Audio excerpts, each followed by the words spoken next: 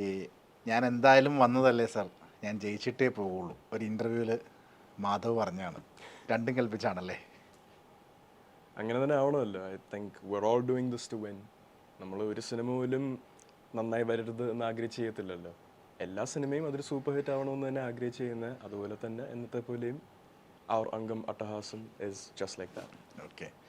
ഈ ഒരു സ്റ്റാർ കിഡും ഒരു സാധാരണക്കാരനായ വ്യക്തിയുടെ മകനും, നിങ്ങൾ രണ്ടുപേരും ഒരേപോലെ സിനിമയിൽ നിൽക്കുവാണ്.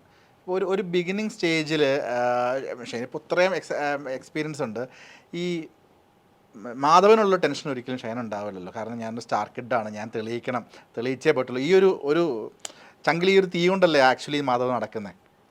അതെ, പക്ഷേ ഇപ്പോൾ ചേട്ടൻ നേരത്തെ പറഞ്ഞ ഒരു സ്കെയിലിൽ പറയുക, എന്നെയും ഷൈൻ ചേട്ടനെ ഒരിക്കലും കമ്പയർ ചെയ്യാൻ പറ്റത്തില്ല. He is levels beyond me as an actor. Compare ചെയ്തല്ല, ഞാൻ പറഞ്ഞൊരു സിറ്റുവേഷൻ ഉണ്ടല്ലോ, ഈ സ്റ്റാർട്ടിങ്ങിൽ സിറ്റുവേഷൻ ഉണ്ട്, ഞാൻ തെളിയിച്ചില്ലെന്നുണ്ടെങ്കിൽ എൻ്റെ ഫാമിലിയിൽ ഹിസ്റ്ററി ഉണ്ട്. ഇപ്പോൾ ഷൈനും അങ്ങനത്തെ വേറെ മാധവന് വരുന്ന 10 ക്വസ്റ്റ്യനിലും 9 ക്വസ്റ്റ്യനും മാധവുമായി ബന്ധപ്പെട്ടല്ല, മാധവന് മുന്നേ മാധവന്റെ ഫാദറുമായി ബന്ധപ്പെട്ടിട്ടുള്ള ക്വസ്റ്റ്യൻസ് ഫേസ് ചെയ്യേണ്ടി വരും. എനിക്ക് അങ്ങനത്തെ ഫേസ് ചെയ്യണ്ട, അപ്പൊ ഞാൻ ഫ്രീ ആണ് കുറച്ചും കൂടി. പക്ഷെ മാധവനെ കോംപ്ലിക്കേറ്റഡ് ആക്കുന്നത് അവിടെയാണ്.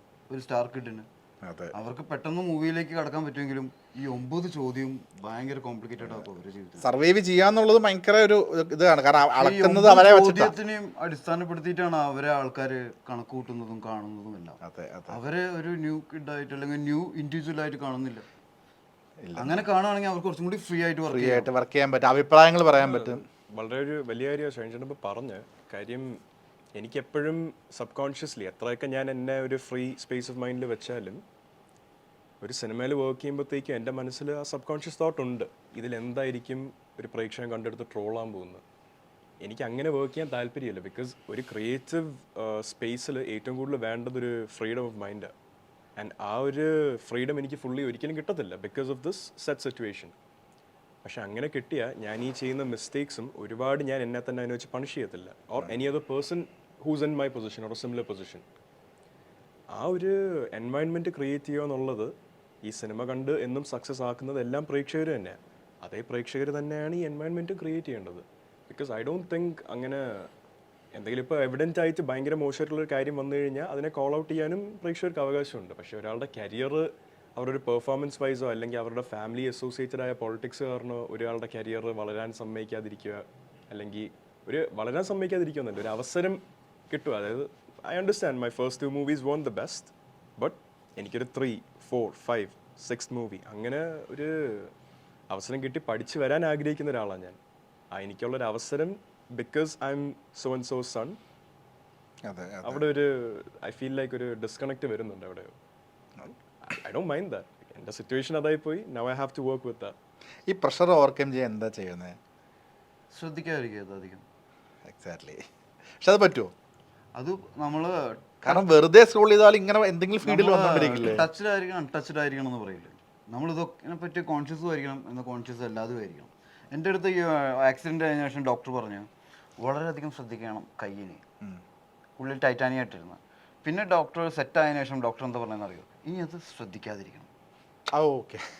ഇനി അവിടെ അങ്ങനെ ഒരു ആക്സിഡൻറ്റ് പറ്റിയെന്ന് ശ്രദ്ധിക്കാതിരിക്കുക. പിന്നീട് അതങ്ങനെ മറന്ന് ഏത് കയ്യിലാണ് പറ്റിയതെന്ന് പോലും നമ്മൾ മറന്നു പോകും. അപ്പോഴാണ് അത് പഴയ രീതിയിലാവുള്ളൂ. അല്ലാതെ നമുക്ക് എപ്പോഴും ആ കയ്യിൽ ടൈറ്റാനിയം ഇട്ടുണ്ട്, ഓപ്പറേഷൻ കഴിഞ്ഞാണ് എന്ന് ആലോചിച്ചുകൊണ്ടിരുന്ന് കഴിഞ്ഞാൽ നമുക്ക് മുന്നോട്ട് പോകാൻ പറ്റില്ല. ഗ്രാജുവലി നമ്മൾ തന്നെ മറക്കണം നമ്മുടെ ഏത് കൈക്കാണ് പ്രശ്നം എന്നുള്ളത്. പിന്നെ അത് ഏത് കൈയാണെന്ന് മറക്കണം. ഇറ്റ്സ് എ പ്രോസസ്, നമുക്ക് പറ്റില്ല കുറച്ച്. അതുകൊണ്ട് തന്നെ ഞാൻ എല്ലാ അഭ്യാസങ്ങളും വീണ്ടും ചെയ്യുന്നതും എല്ലാത്തിലേക്കും വരുന്നത് എന്തുകൊണ്ടാണെന്ന് വെച്ചാൽ അതും മറക്കാൻ വേണ്ടിയിട്ടാണ്. അല്ലാതെ പഴയത് എല്ലാ ശീലങ്ങളിലേക്ക് പോകുന്നു എന്നുള്ളതല്ല. പഴയ ശീലങ്ങളിലേക്കും പഴയ എൻ്റെ നീക്കങ്ങളിലേക്കും മൂവ്മെൻറ്റിലേക്കും ഞാൻ പോയാലാണ് എനിക്കത് പഴയ പോലെ ആവുള്ളൂ. അല്ലാതെ മനഃപൂർവ്വം ചെയ്യുന്നതാണ്. മനഃപൂർവ്വം അല്ലാതെ ഒന്നും നമ്മളിവിടെ ചെയ്യുന്നില്ല. മനഃപൂർവ്വം അല്ലാതെ ചെയ്യുന്നത് ശ്വാസം എടുക്കുന്നതും ശ്വാസം ഔട്ട് ചെയ്യുന്നതും മാത്രം കാര്യമാണ്. ആ മസിൽ മെമ്മറി എപ്പോഴും നിൽക്കും. നമ്മളെ തന്നെ പറയുന്ന ഒരു the energy we give ourselves. നമ്മൾ ഒരു കാര്യത്തിനെ പറ്റി ഇല്ല നീ സക്സീഡ് ചെയ്യില്ല എന്ന് പറഞ്ഞാൽ വിൽ മാനിഫെസ്റ്റ് ദാറ്റ് എനർജി. അതേ സമയത്ത് എന്ത് ചെയ്താലും നമുക്ക് തന്നെ ഒരു പോസിറ്റീവ് എനർജി കൊടുത്ത് മുന്നോട്ട് പോയി കഴിഞ്ഞാൽ നെഗറ്റീവ് ആയാലും അതിൽ നിന്ന് മൂവ് വെക്കുമ്പോൾ സ്ട്രെങ്ത്തും കാണും. പോസിറ്റീവ് ആണെങ്കിൽ you manifest that for yourself. അതേപോലെ ഷൈൻ ചേട്ടൻ പറഞ്ഞ ഈ കേസിനാണെങ്കിൽ നാച്ചുറൽ ലൈഫ് എന്ന് പറയുന്നത് എന്തോ നമ്മൾ ഒരു കൈയിന് അതുപോലെ ഒരുപാട് ആക്സിഡന്റ് പറ്റിയിട്ടുണ്ട് ആളായിരിക്കണം. അല്ല അല്ലല്ല ഞാൻ പറയാ ഫിസിക്കലി ഷൂട്ടിലേക്ക് അങ്ങനത്തെ മൈനർ ഇഞ്ചുറീസ് ദൈവം സഹായിച്ച് അതല്ലാതെ ഇഞ്ചുറീസ് പറ്റിയിട്ടുണ്ടല്ലോ അല്ലേ? ഫുട്ബോൾ റേറ്റ് എനിക്ക് തോന്നുന്നു ഷൈൻ ചേട്ടൻ പറയുന്നത് ചേട്ടൻ്റെ എൻ്റെ അല്ല മൈ ബ്രദറിനാണോ?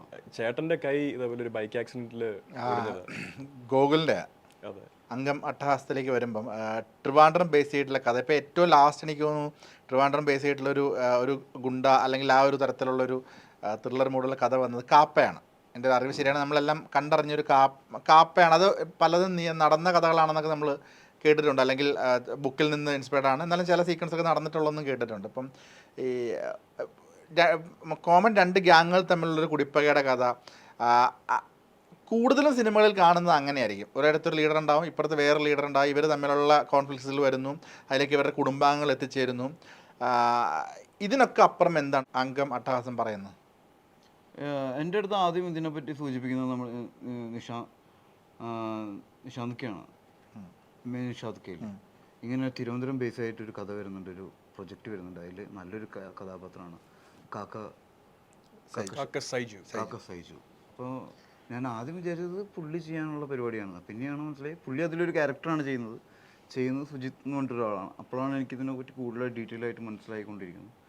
അതിൽ മാധവ് ചെയ്യുന്നുണ്ട്, അതിൽ ക്യാരക്ടറാണത്. ഈ ക്യാരക്ടർ ബേസിക്കലി നമ്മൾ സാധാരണ ഈ അല്ലെങ്കിൽ ഗുണ്ടാപ്പടം എന്ന് പറയുന്നത് പോലെ വയലൻസ് അല്ലെങ്കിൽ അവരുടെ ഇടിനേക്കാൾ കൂടുതൽ അയാളുടെ ലൈഫിനെ കുറച്ചും കൂടി ഡീറ്റെയിൽ ചെയ്ത് കാണിക്കുന്നുണ്ട്.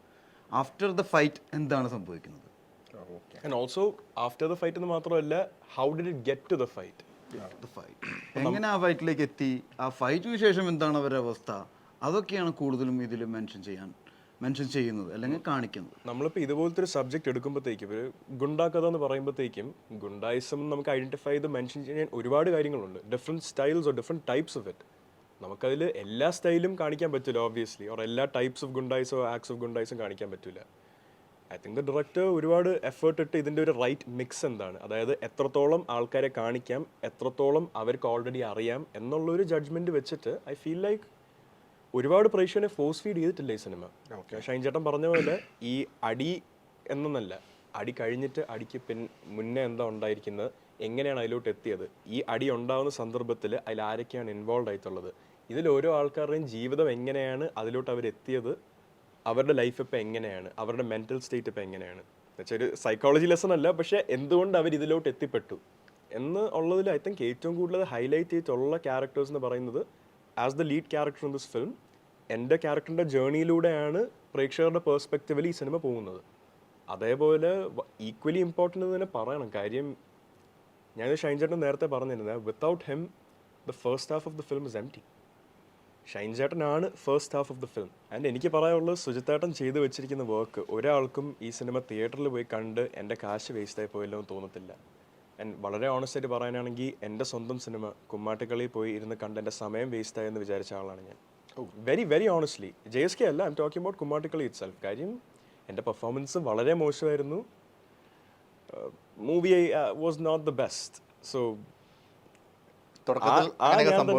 അതെ, ഞാൻ തന്നെ ഇതിനെപ്പറ്റി എനിക്കൊരു ഓണസ്റ്റ് അഭിപ്രായം പറയാൻ പറ്റി ഈ സിനിമയെ പറ്റി. No one's gonna feel like they wasted that. മാത്രമേ പറയാൻ പറ്റുള്ളൂ, ബാക്കി എല്ലാവർക്കും അവരുടേതായ എല്ലാ ന്യൂനതകളും ഇപ്പോഴും ഉണ്ട്. തുടക്കത്തിലാണെങ്കിലും മിഡിലാണെങ്കിലും എന്താണെങ്കിലും ഉണ്ടാവും. അത് ഒരാൾ പറയുമ്പോഴും കണ്ടെത്തുമ്പോഴും അയാൾക്ക് കുറച്ചും കൂടി ഫൈൻ ആവാൻ വേണ്ടിയിട്ടാണെന്നുള്ളത്. തീർച്ചയായിട്ടും സെൽഫായിട്ട് നമ്മളത് റിയലൈസ് ചെയ്യുമ്പം ഒരു വളരെ പോസിറ്റീവായിട്ടുള്ളൊരു കാര്യമാണ്. പിന്നെ നമ്മൾ ഒരിക്കലും സാറ്റിസ്ഫൈഡ് ആവില്ല നമ്മുടെ പെർഫോമൻസ്.